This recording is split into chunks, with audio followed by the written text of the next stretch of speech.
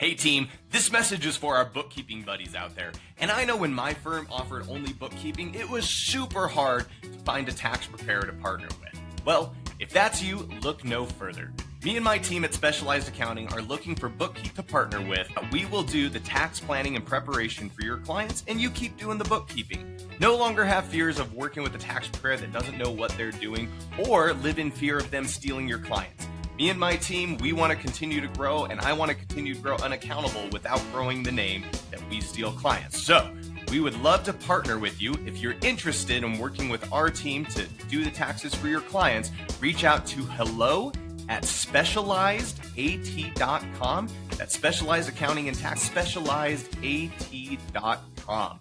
See you soon.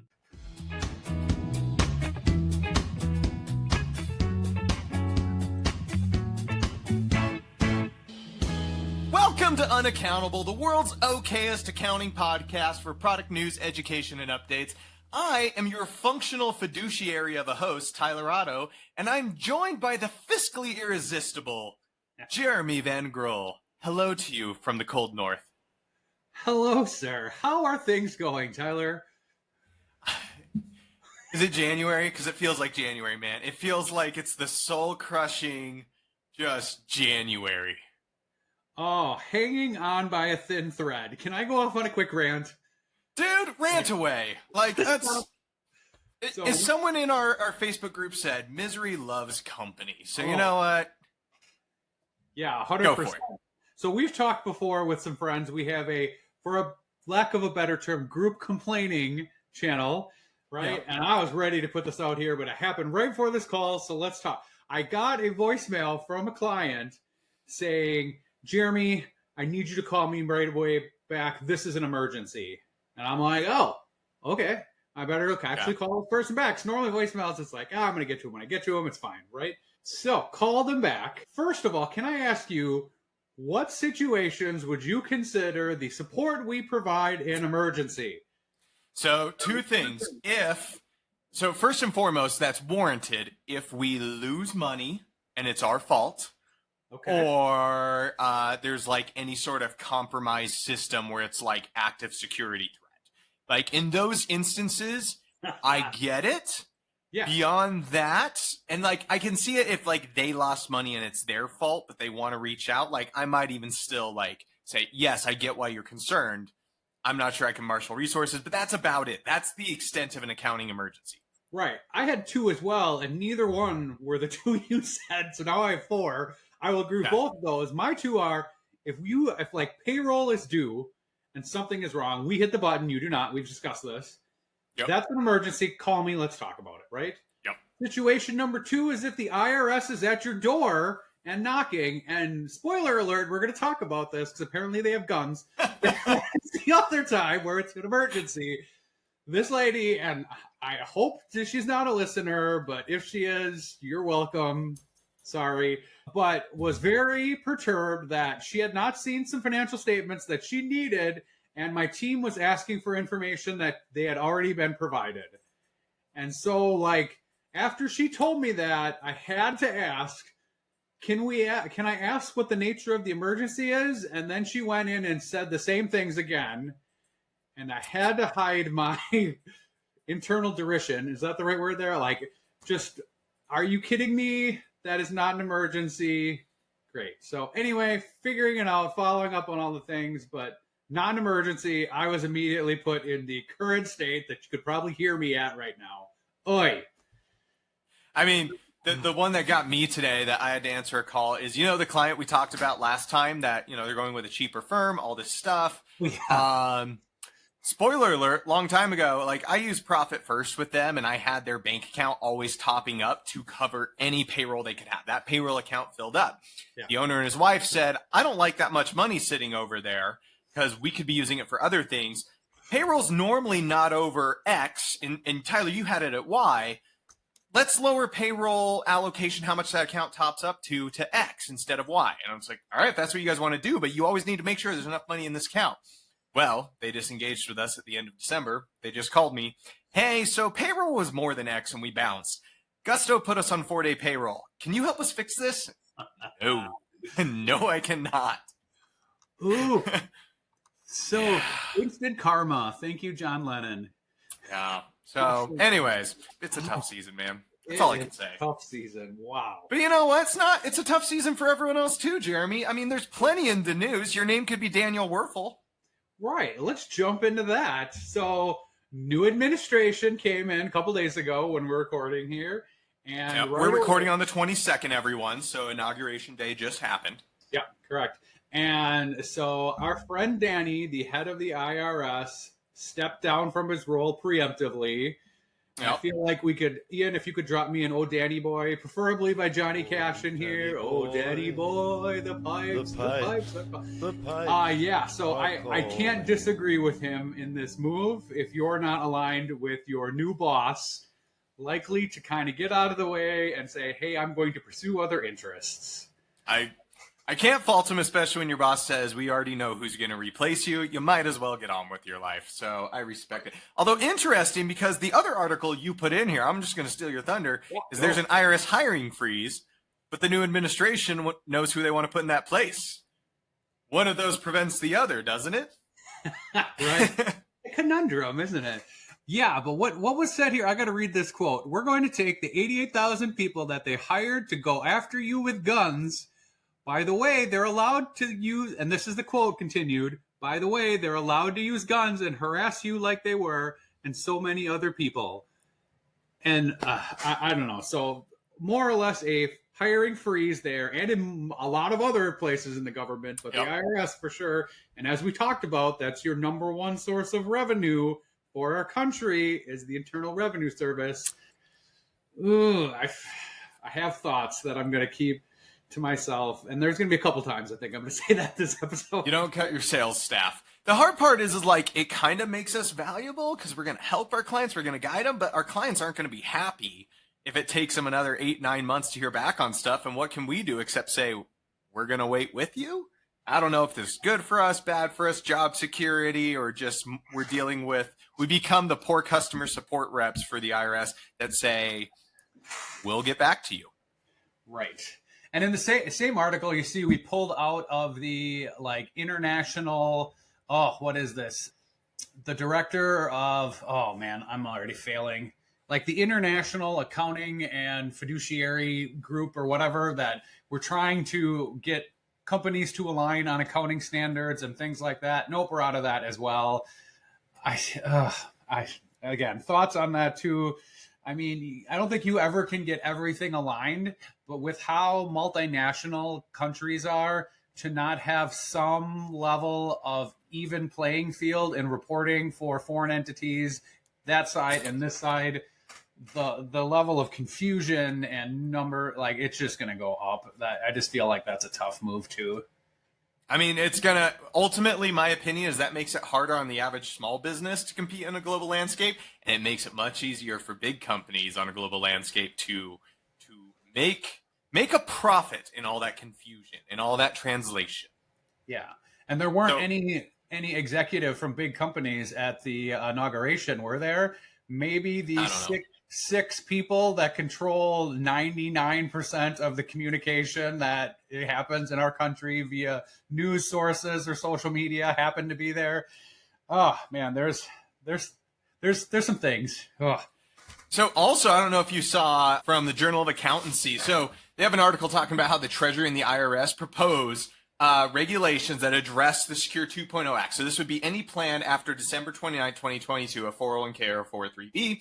And it says that a plan must automatically enroll the employee at an initial contribution rate of at least 3% of the employee's pay and automatically increase the initial contribution rate by 1 percentage point each year until it reaches 10% of pay. So, yeah. And so this is, I don't hate this one, right? Yeah. It's not requiring a match. We all know we should do that if you want to retain employees, but unless they opt out, they get in at 3% and it scales up to 10. I feel like, I don't know. I feel like there was a gap in people and personal savings where this was not prioritized high enough. I almost feel like Gen Y, Gen Z is doing better, right? Like they've gotten the message more than some of our middle people. I think a lot of them in, I'll say my generation, because I know I got a couple years on you, as you remind me often. You 40-year-olds. Where they like people weren't just doing this. So I'm okay with this one, but again, I want to like see how it plays out as well, right? You need the details are pretty important here. Well, I mean, and we're going to get into our app snack today, which is actually going to help with this. But you and I are from the millennial generation, where the generations before us were always, hey, there's pension plans, work for companies forever. They'll take care of you, Social Security. And now the generations after us are being told, you better stock away from day one. And we were left in this weird limbo, like, oh, we got to take care of ourselves? What? I thought we just got a participation trophy. Right. And if anybody is banking their whole retirement on Social Security at this point, that's pretty bold and positive thinking.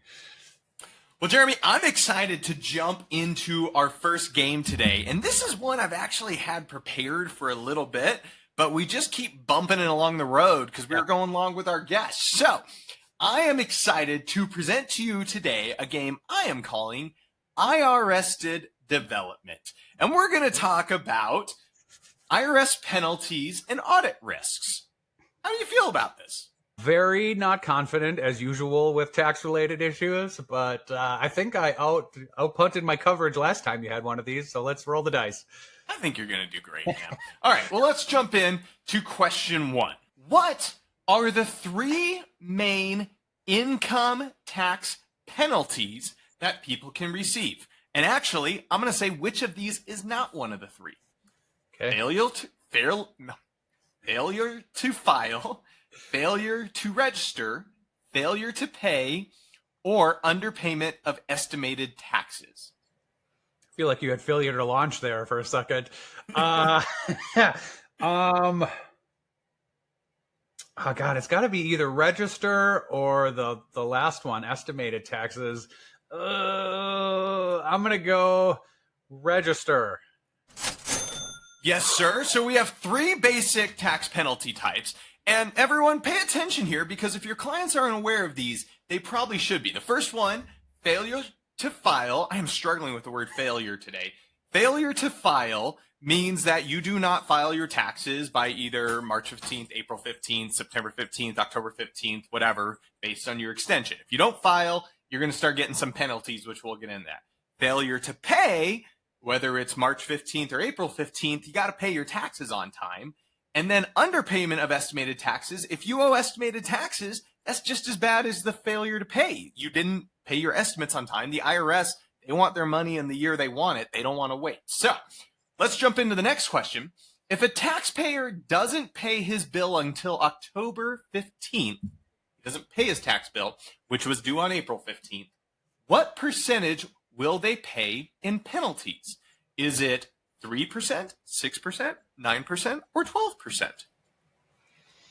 Oh, I have no idea on this one. I'm going to shoot out with 6. The correct answer was 3%. You pay 0.5% per month at 6 months because you're 6 months late. So 0.5%, and it just grows on top of it. It's now a 3% penalty over those 6 months. I would like to contend with compound interest. Would that be in the 4 to 5 or 6 range, potentially? Well, it gets calculated by how late you pay. So it's not necessarily just that. The rate definitely changes. So all right, it gets even trickier on top of that. Now, throw in on top of that, that was just failure to pay. And you have to pay by April 15th no matter what. Now, if a taxpayer doesn't file their tax return until October with no extension filed, what percentage will they pay in penalties? 3%, 10%, 15%, or 25%? Oh, man. I'm going to go 10. Jeremy, the penalty for failure to file is 5% per month up to 25%. At 6 months late, it is a 25%. Now, here's the thing. As long as you paid your taxes and then you don't file until late, no big problem, because it's 25% of zero.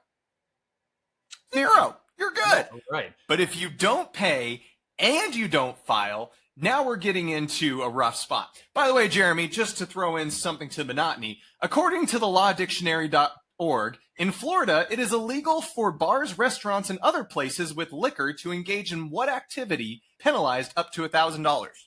Given that I believe I saw a picture from Florida today that has more snow than we have in Wisconsin, I'm going to say shoveling the sidewalk. The correct answer is dwarf tossing. Dwarf tossing, Jeremy.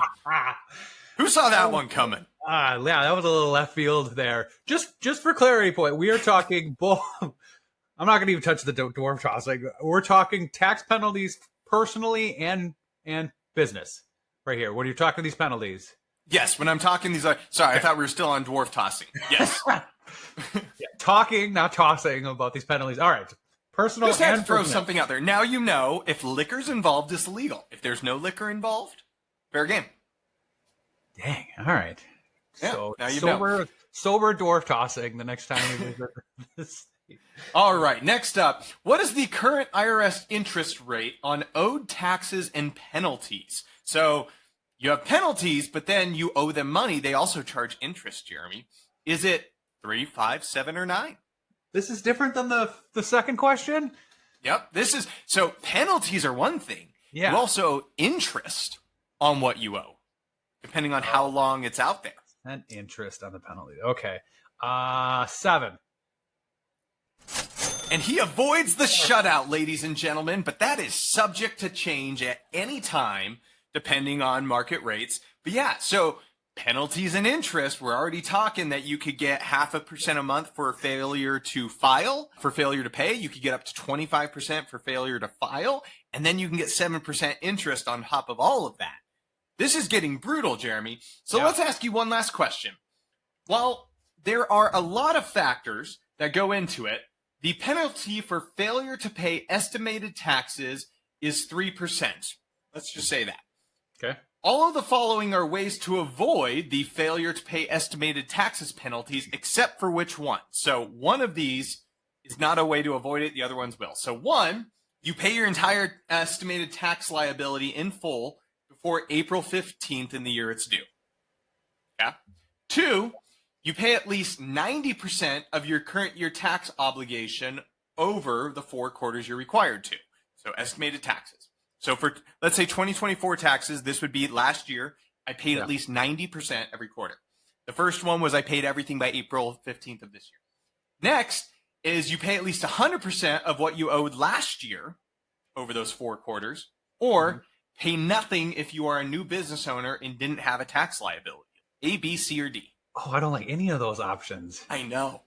One of those, estimated taxes, Jeremy. I'm going to say A, the first one.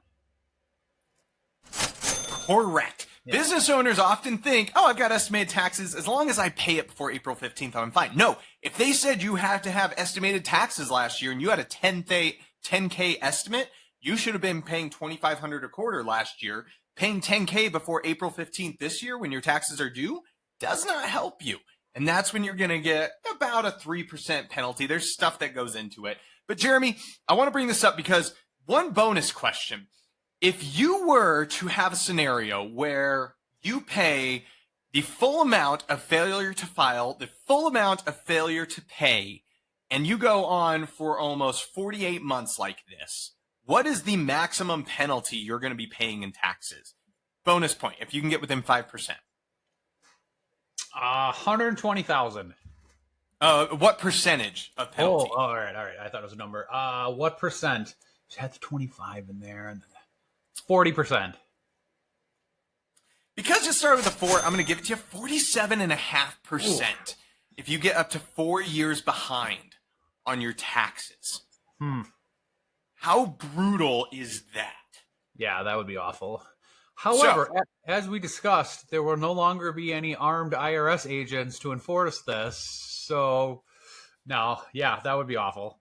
So all that to be said, this is where you can scare your clients. Remind them, failure to file is probably the biggest one. Because that 5% a month for failure to file, that's brutal. But also, you can't have penalties if you don't owe failure to. So as long as you get it paid by April 15th or estimated, you're good. If you don't do both, that's when you get hammered. Yeah, if you get hammered, leave those dwarves alone. Jeremy, 2 out of 6. Well done, sir. I'm proud of you, as is your mom. Jeremy, guess what? What? Exciting news for our listeners. We've hit another milestone, and I think it's even going to lend us a little credibility. Did you hear about what we're going to be able to offer soon? I did not. By listening to Unaccountable going forward, our listeners are going to be able to earn CPE for every episode of Unaccountable they digest. Yes, digest, because it takes a whole lot of stomach acid or heartburn to get through this. But log into that Earmark CPE app, take a quiz, and you can earn 1 hour of CPE credit for listening. How awesome is that? Fantastic. Look at us. We talked about at the end of one of the episodes, we may be doing some good things here. Fantastic work. Well, hop on into that app and let us know what you think of our show.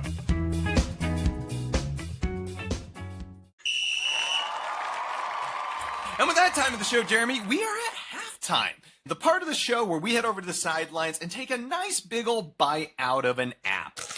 And today, Jeremy, we're doing Monarch Money. What do you know about this so far? Because I sent you a message earlier this week raving about it, and you said you were going to go do some Google-fying. What have you learned?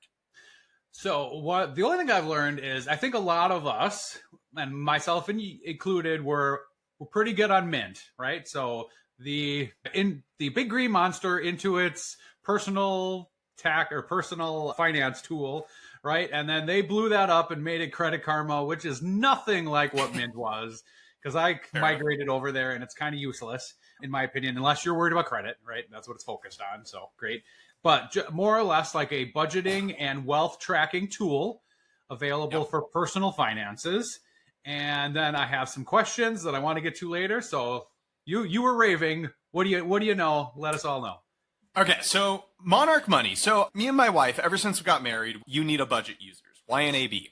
And it was good for us. They haven't really innovated in the last decade. And holy smokes, I've been married a decade. A woman has put up with me. Holy smokes. And that being said, I started exploring around other tools. And some of them caught my eye, some weren't great.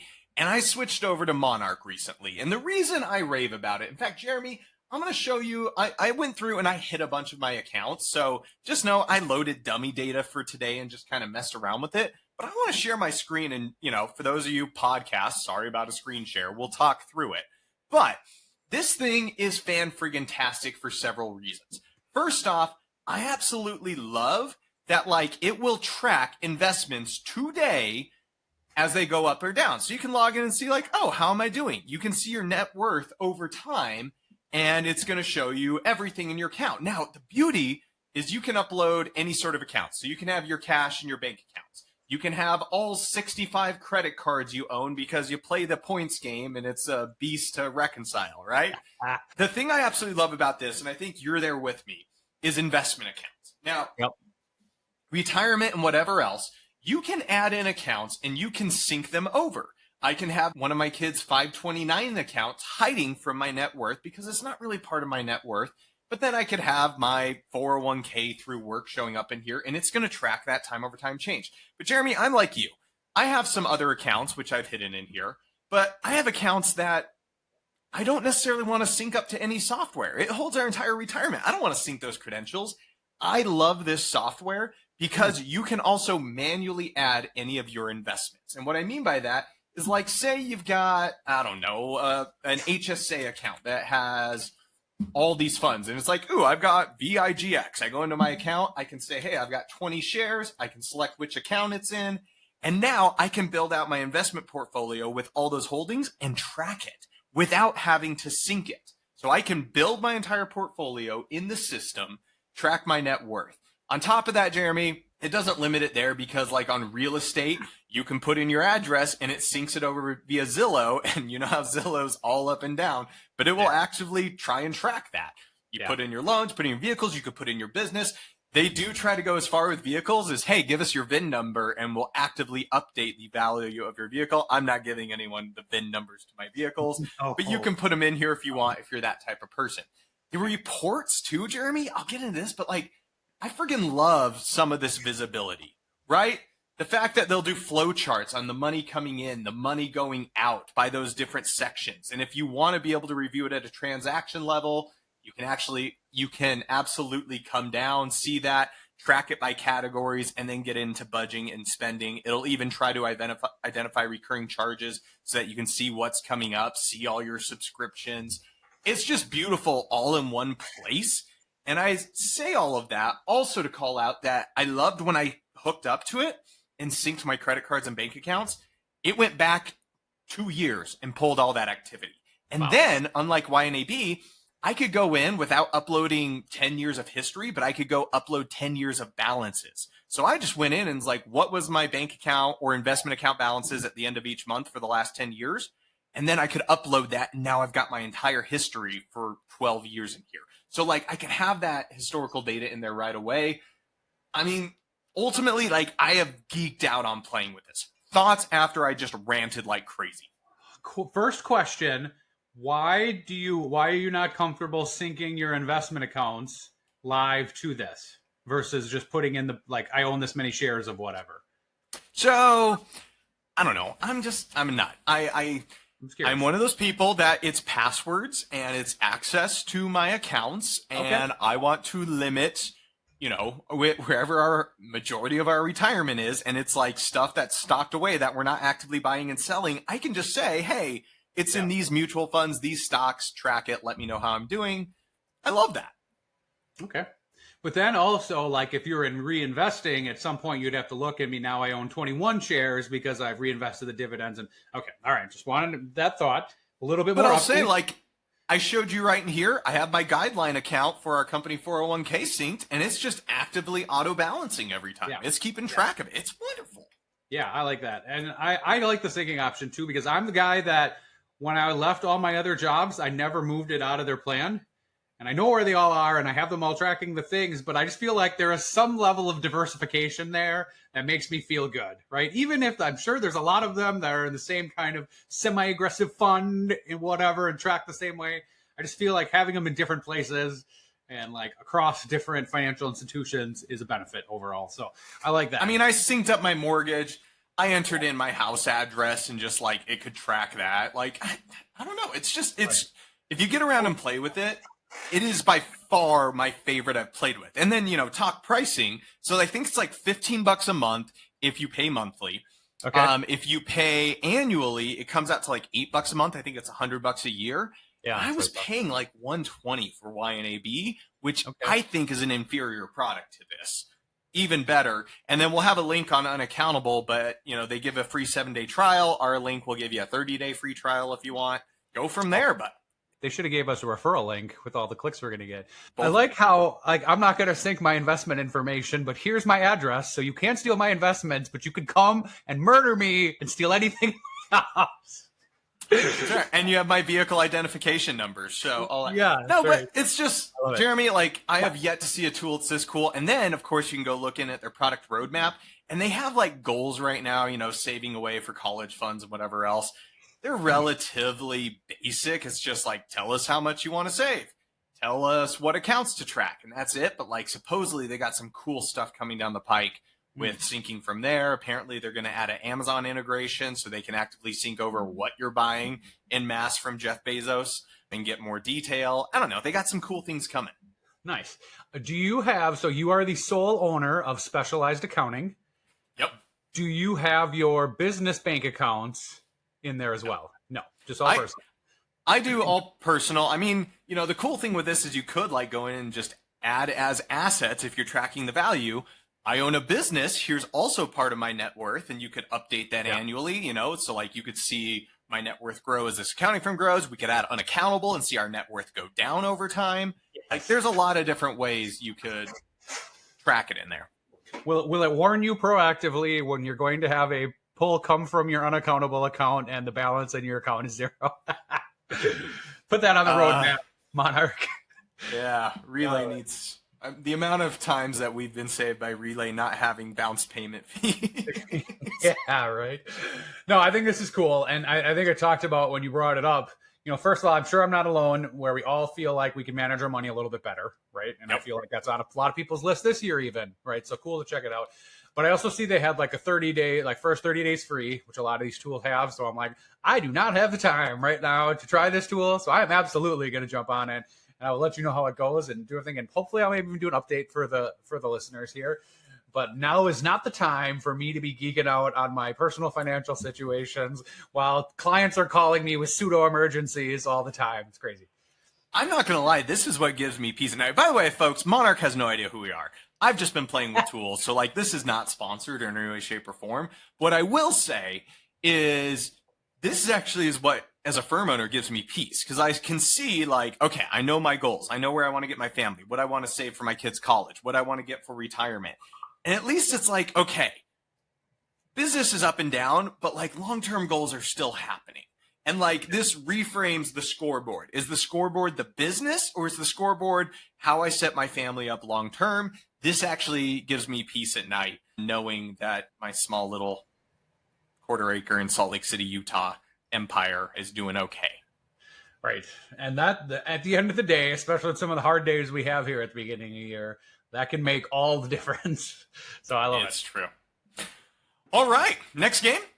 All right, let's move on. I have a pretty quick one here, but I went down a rabbit hole a few weeks ago. This is another one that we've kind of carried over because we've had some great guests or just a lot of things to talk about lately. One that we're going to delve into a little bit in the college world. And you sporting your sweet hat there look like you could be a co-ed. You know who this is? I have no idea. I like the hat. No, who is it? It's Reach Reporting's hat. Reach Reporting has some of the coolest swag. Like, I love their hat. I have a belt on from them that I got like 3 years ago. It's one of my favorite ones. It's like the ratcheting. They do I cool have stuff. the belt. I have the belt too because you introduced me and I got one. But I use them too. Reach, send me a hat. I like this hat. Plus, I know. It's a good hat. Tyler and I can twin. Fantastic. There you go. Even more than we already do. Anyway, but talking about, so a relatively newer phenomenon in the world of college sports is the NIL, N-I-L. We're going to call this one hitting the NIL on the head. The name, image, likeness. First question, what does that stand for? Name, image, and likeness. Yeah, give yourself some points in that one. And I mean, this is just, can I just go on a monologue? But like, this is like, I want to hate this and I want to love it at the same time. For those of you that don't know, the name, image, likeness is forever college athletes couldn't accept any money. They were amateurs. And so institutions were making tons of money off these players while they were going relatively broke, still living off top ramen, except for some players where big universities would find ways to funnel money behind the scenes and get money to these players to get them to come to their institutions. That's why Reggie Bush lost his Heisman. And now we've just legitimized it and said, Reggie, you can have your Heisman back because everyone's been doing it the whole time. You were just the one that got caught. So this is like finally payers getting paid rather than the institutions. But also it's ruined college sports because now it's just free agency every year as who can pay the players the most. And it's no longer competitive. And yeah, so anyways, that's that backstory for those of you that don't know. And that's the end of our segment because you stole all my thunder. I'm sorry. Ian, we can cut that out if needed. No, it's great. And like exciting time for college too. Like the Ohio State University just won the national championship over Notre Dame. As a Wisconsin Badger, I could not have puked more in my mouth.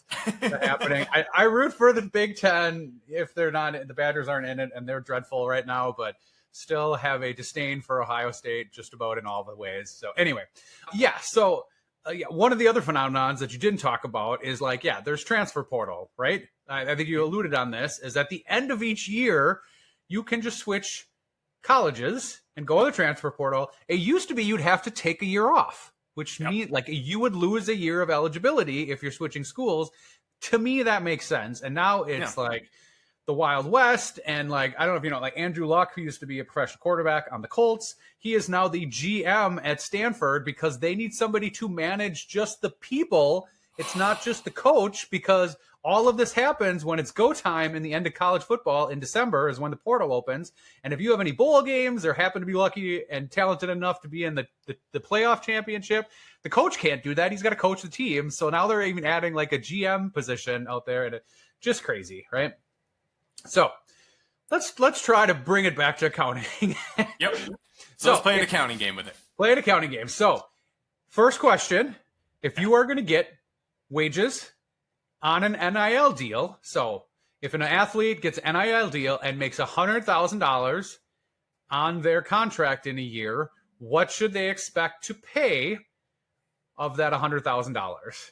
And you can have whatever kind of sway you want to see? I want to see how close you get thinking through that. I would assume your tax bill, like your effective tax rate, is going to be like 15,000.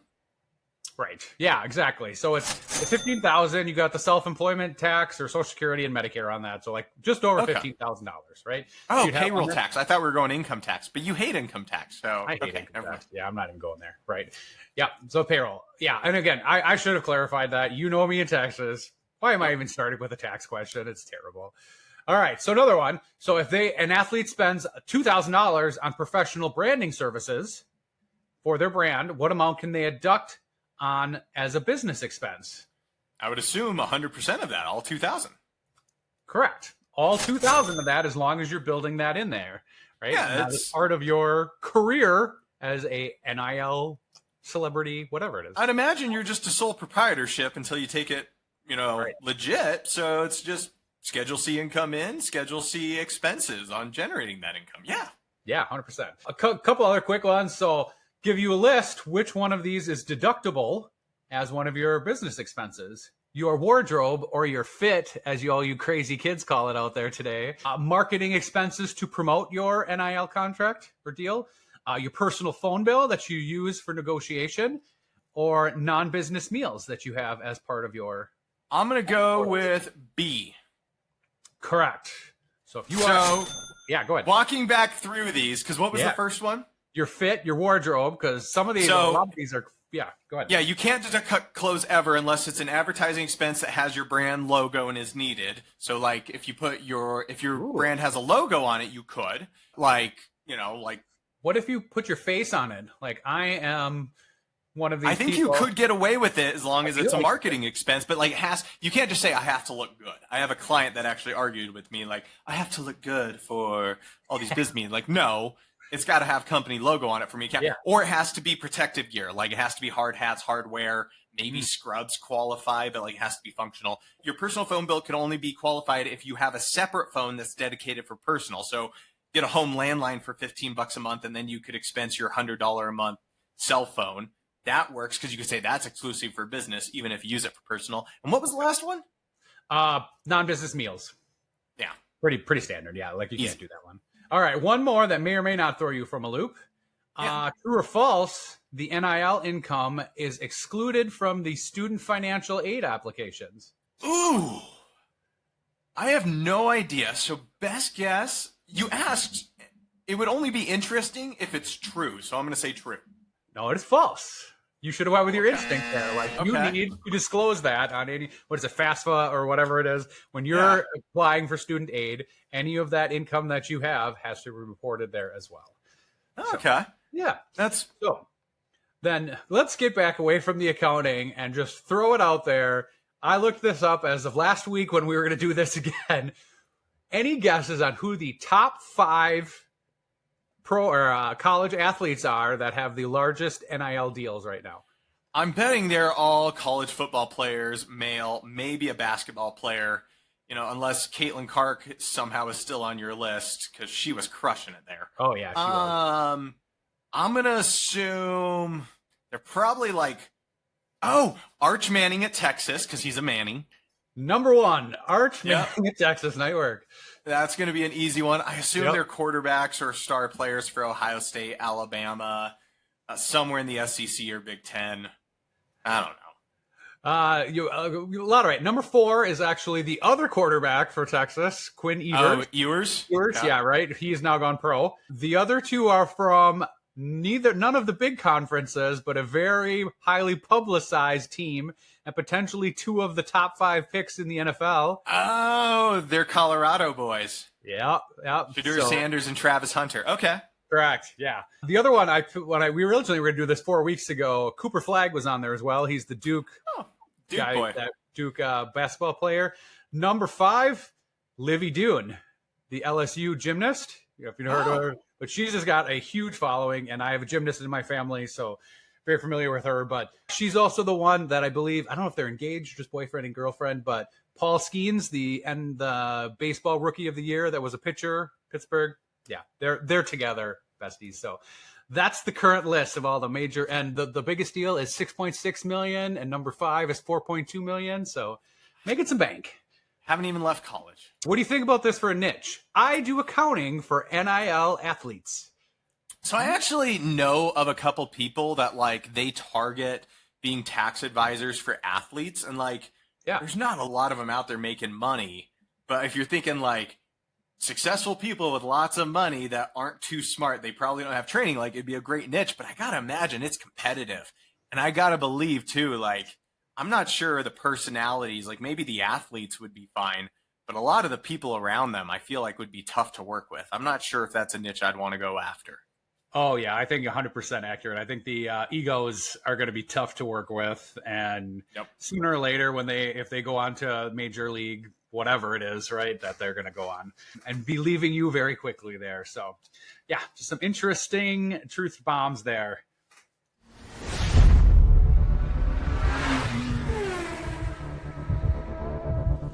Welcome to Fast Figures. 10 questions, 1 minute-ish. All answers are numbers. The game starts now. Jeremy, it's been a hot minute since you've been on the hot seat, but let's put you back there, man. Let's see how you can do. It was negative 33 here on Monday. I could use a hot anything at this point. All right, let's put a minute or so on the clock. Here we go. The IRS has announced that tax season will open tax filings on what day this year? February 1st. According to a report by CPA Practice Advisor, Trump's administration's plans to impose a tariff on Canada and Mexico up to what percentage on February 1st? 25. Mission Impossible has another installment of Tom Cruise in motion coming out this year, The Final Reckoning. What number Mission Impossible film is this? I feel like it's not going to be the final one, but I'm going to go 6. When must 1099 NECs be postmarked for 2024? The 31st of January.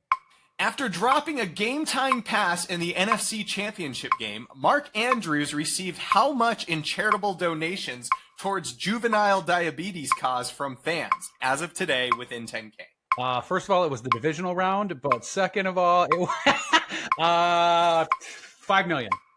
After a super profitable Q4 earnings call, Netflix has declared it's increasing its prices from $15.50 for its standard option to what? Within $1. $17.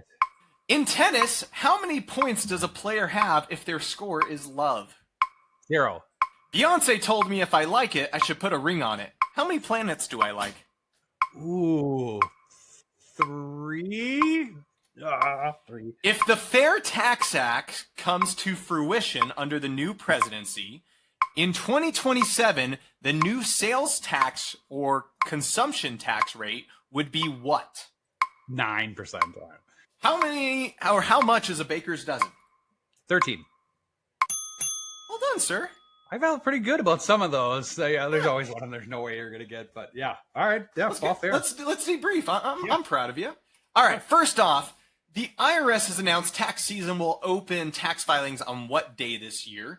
You said February 1st. It is January 27th, which, folks, you're listening to this dropping on the 30th. They're open. It opened on Monday. Especially in 27 states, they will be open. Do you know, Jeremy, for a bonus point, one of the two of us will be open on the 27th. One of our states will not. Is it you or me? I got to think. Oof. Who's judging? I'm going to go Wisconsin. I don't know. You're going to press Wisconsin will be open on the 27th. 25 states will be ready to file that day, federally, anybody. What's holding Utah back? Oh, our multiple wives. That's a lot more work, man. According to a report by CPA Practice Advisor, Trump's administration plans to impose a tariff on Canada and Mexico up to what percent on February 1st? You said 25, and that is absolutely correct. Jeremy, you know, we have a lot of clients, maybe I don't know about you nonprofits, but cost of sales might start going through the roof, especially like anything to do with manufacturing, auto. I've actually got 1 or 2 mechanics in my client list. Like parts are going to be more expensive. This is going to change things for a lot of clients quick. Yeah, and I'm glad we do not have a lot of like raw materials or anything that we deal with in the nonprofit world. Very, very little. And however, what I don't understand is focus on a lot of the platform with the new administration was inflation is too high. How does imposing tariffs not drive inflation? I have yet to see that magical scenario, and going to sit there with my popcorn and you and I are lucky, maybe upper middle class, sit there with my popcorn and eat it while they say, yeah, we're going to do these tariffs, but prices aren't going to go up. Yeah, it's going to be interesting, folks. If you're looking at buying things, I already know what I want for my birthday, March 5th. I'm going to tell my wife, let's buy it now. Yeah, right. And that's in the conversations I have with my clients is like, hey, we need to replace computers this year. And I'm like, ooh, you might want to get on that in Q1 here because there could be some hefty taxes and inflation on those things. I've got a kid that's really into like all the engineering stuff, and I want us to get us into 3D printing, right? Like he loves the design, he loves all of that. And it's like, I know most of those machines and all the filaments and stuff I need are shipped from overseas. Let's get it before tariffs go up. Yeah, 100%. And that's good advice for anything. If you're thinking about making a purchase now and you have the means, I would do it sooner than later. Yep. Question 3, Jeremy. Mission Impossible has another installment of Tom Cruise in Motion coming out this year, The Final Reckoning. What number Mission Impossible film is this? You said 6. They are already at number 8 with this one. Lord.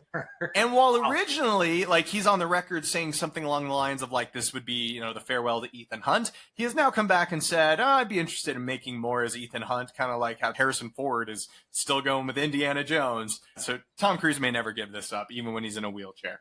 If the studio is making money and he's making money, like, what are we? Fast and Furious is now on the 9th or 8th one. Like, they're going to keep hammering these things out. If you go to IMDb and look at the top expected films coming out this year, it also includes Avatar: Fire and Ash, number 3, Jurassic World Rebirth, number 4, 28 Years Later, the triquel, 28 Days Later and 28 Weeks Later, Captain America 4, a new Fantastic Four film, a new Superman, a live action of How to Train Your Dragon, a new Snow White, Constantine 2, Zootopia 2, Tron 2, and Land Before Time 53.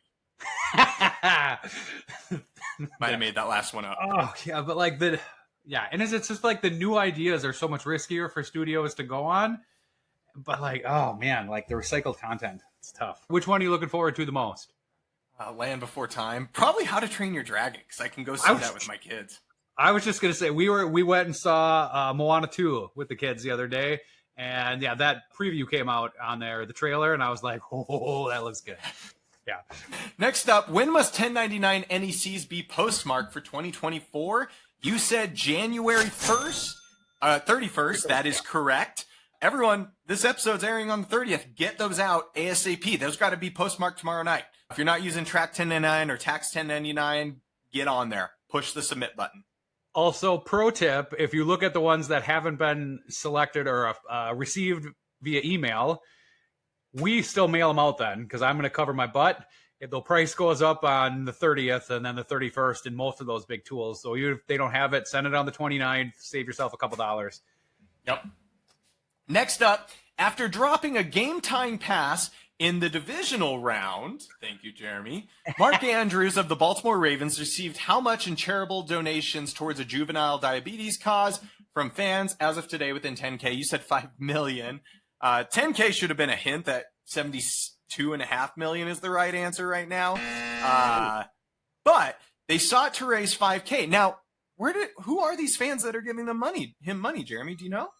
I don't. Like, is that like a cause? Does he have family with that? I don't know. Yeah. So Ravens fans started going to the internet and posting death threats to Mark Andrews and all sorts of anarchy. Bills fans said, hey, let's shower him with love, the guy that dropped the pass, and send us. And Bills fans are the ones that raised the $72.5 grand. Jeremy, I ask you, is this classy? Is this like the ultimate, like, slap in the face troll, or is it like a line of both? Because like they're raising money for a charity as like a thank you for failing at your job. I'm conflicted if I should love this or hate this. Yeah, and I first want to say, like, who hasn't made these mistakes? So you feel for the guy, right? He's a very good athlete. If you look at stats, well, and they wouldn't have gotten to this situation without him, right? Oh, like, yeah. He's the one that got them this far in the that playoffs. helps. Yeah, 100%. And so, yeah, I don't know what the answer to that one is. I just pray that whatever charity that's going to the nonprofit has good financial management and it gets to the right people to help them out in their mission. Call Jeremy if you need help. Right. After a super profitable Q4 2024, Netflix has declared it's increasing its prices from $15.50 for its standard option to what? Within $1, you said 17. It is $17.99. Yes, they are going to $18. So from $7 to $8 for their ad-supported version, from $15.50 to $18 for their standard, and from $23 to $25 for premium. And unfortunately, man, things are just going to get more expensive. They're not even going to be hit by those tariffs, and they're getting more expensive. I mean, I realize when you have a public company, you always need to go up and to the right, right? And like, I just struggle with this. Like, I get Netflix, fine. Don't pay for it if you don't need it, whatever. Great, right? The one that bothers me on this, and I feel like we have had a lot of soapbox conversations, and I apologize. I warned you in the beginning. I was kind of hot in this episode. It's like the healthcare companies. Ooh, thank you. I need some heat again. It's cold. But like the healthcare companies that make record profits, and your bills for all the services keep going up, and doctors who are fantastic and spent a lot of time training on their craft, all that, keep getting more money as well. I have issues with this. Oof. You and I are going to be the old men. Like, I think the Muppets, the old men, that's going to be you and I in 20 years. Complaining about how we remember when soda cost 50 cents in a vending machine and like how expensive. Yeah, we're going to be stereotypically those guys. Yeah, and yelling at kids to stay off our lawn. Exactly. Next question. In tennis, how many points does a player have if their score is love? You correctly said 0. I'm just getting into this because my kid switched hobbies. He's now trying tennis, and it's fun. But their scoring system, like, no sense. Yeah, love to 10 to 15, 30, 40. And if both of you have 40, it's a deuce. So two follow-ups. Australian Open, I think the finals are soon. I saw something on that. I don't follow tennis. But thank you, pickleball, for not following the same scoring protocol as regular tennis, because it's confusing. Yes, thank you very much. Next question. Beyonce told me if I like it, I should put a ring on it.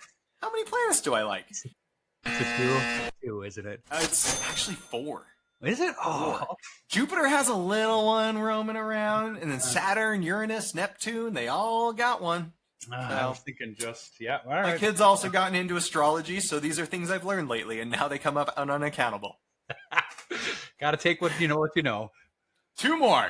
In the Fair Tax Act, if it came to fruition, under the new presidency in 2027, the new sales tax or consumption tax rate would be what? You said 9%. It is actually 23 or 30, depend on how you look at it. Because the whole theory here is we get rid of income tax. We get rid of payroll tax. We get rid of gift tax, any other tax. And instead, you have a consumption tax on everything you buy. And they say it'll be a flat 23%. For every $100 you spend, 23 of that 100 would be taxes. But people who know math say no.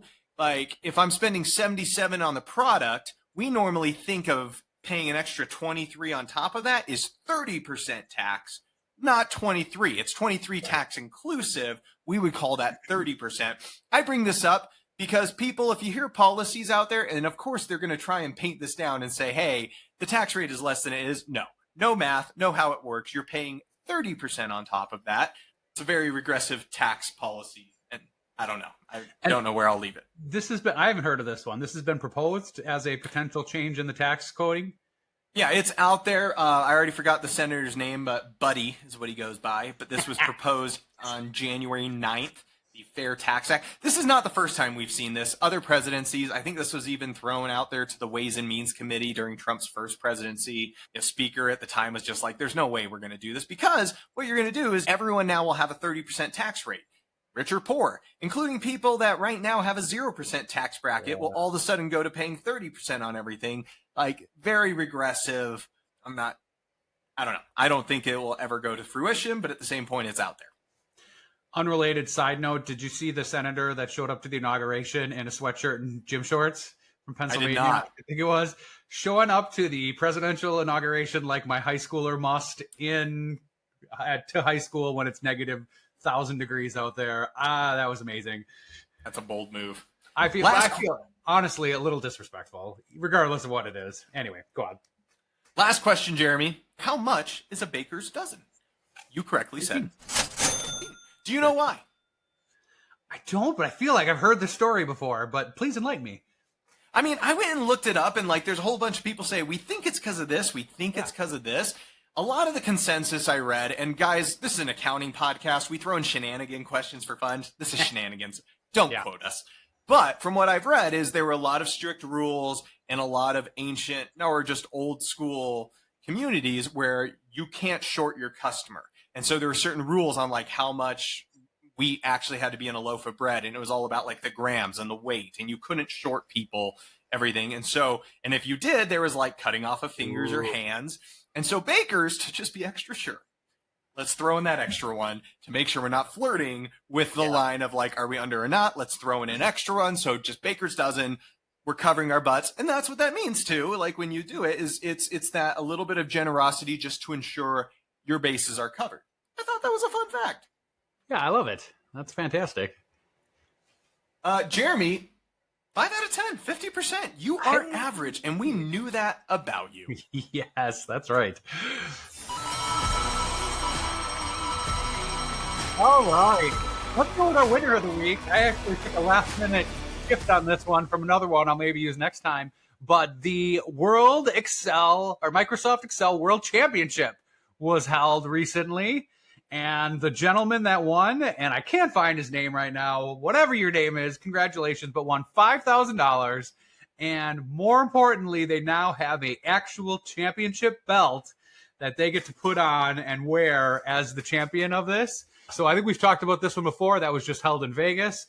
The final of this game, which I found exciting, and especially if you're a nerd, centered around World of Warcraft, where the contestants had to design an Excel spreadsheet to track the vital signs for 20 different avatars as they were progressing through a simulated game. So actively like score tracking and all the things.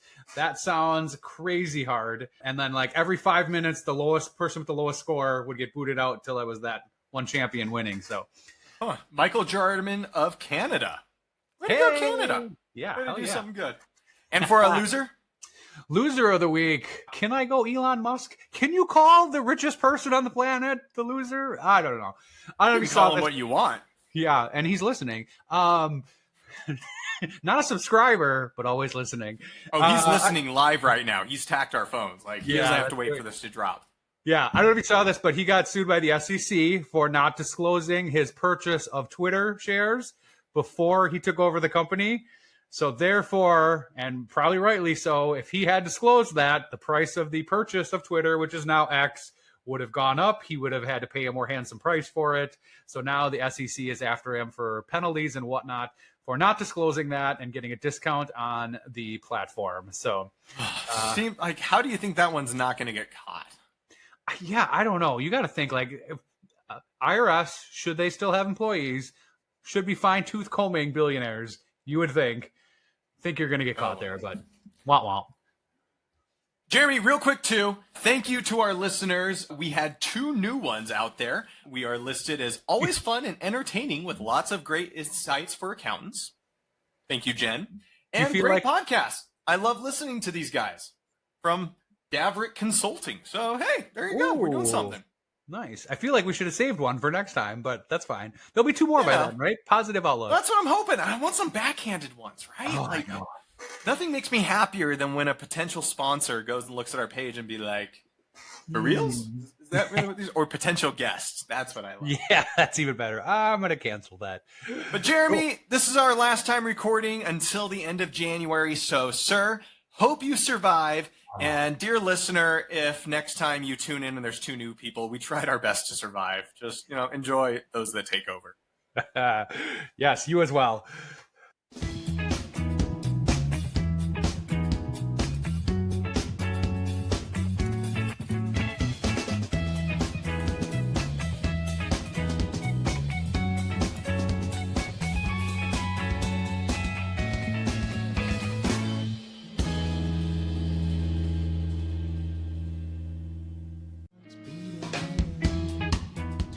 Hey, Tyler, my staff has asked me to get better knowledge and training in spreadsheets and Excel. Any ideas? Well, yeah, dude, I'm a little offended. You go to tylerauto.com, we have a course on intermediate Excel formulas. Just have them go over there and use the promo code Unaccountable for 50% off. Nice. Gonna do that. Thank you, sir.